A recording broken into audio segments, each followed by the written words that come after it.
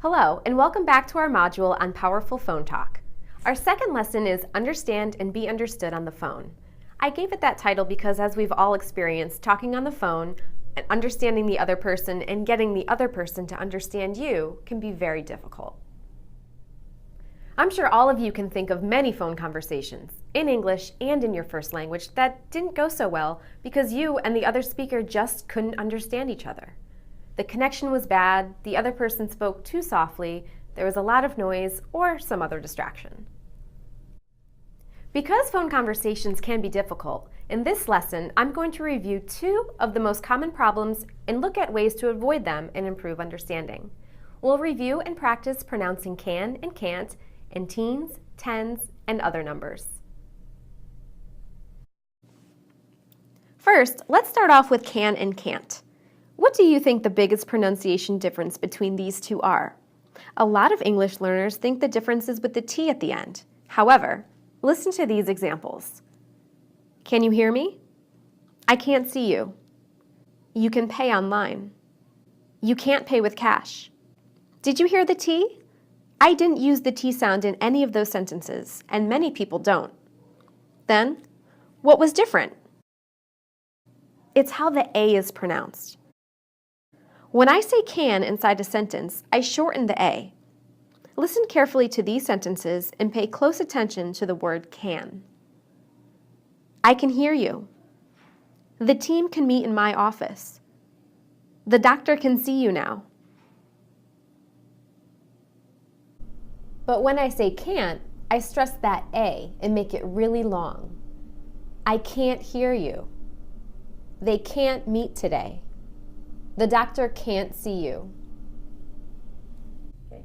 That stressed A, the long A, is what makes the difference.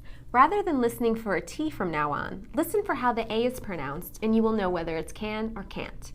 Of course, if you or the other person just don't hear the difference, saying cannot rather than can't will help solve the problem. So what do you hear? Do I say can or can't? I can set up the meeting. Yes, I said can. There was no long A sound. They can't buy it there. That's right. I said can't. You heard that long A sound. We can't work that day. Right again. I said can't. You heard that long A sound.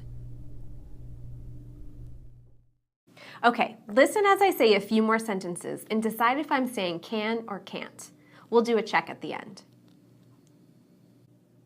My friend can do it. He can't attend the meeting. I can do this. How did you do? Here are the answers to what I said. If you got most of them right, that's great. Next, let's look at another challenge on the phone.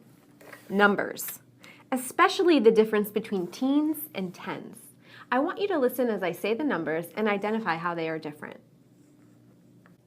13, 30, 14, 40, 15, 50, 16, 60, 17, 70, 18, 80, 19, 90. Both the stress and the sound of the T are different. We stress teens on the second syllable and tens on the first. The T in the teen number sounds like T, but the T in the tens sounds more like D.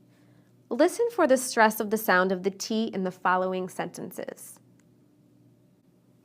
The meeting in room 114 begins at 9:50.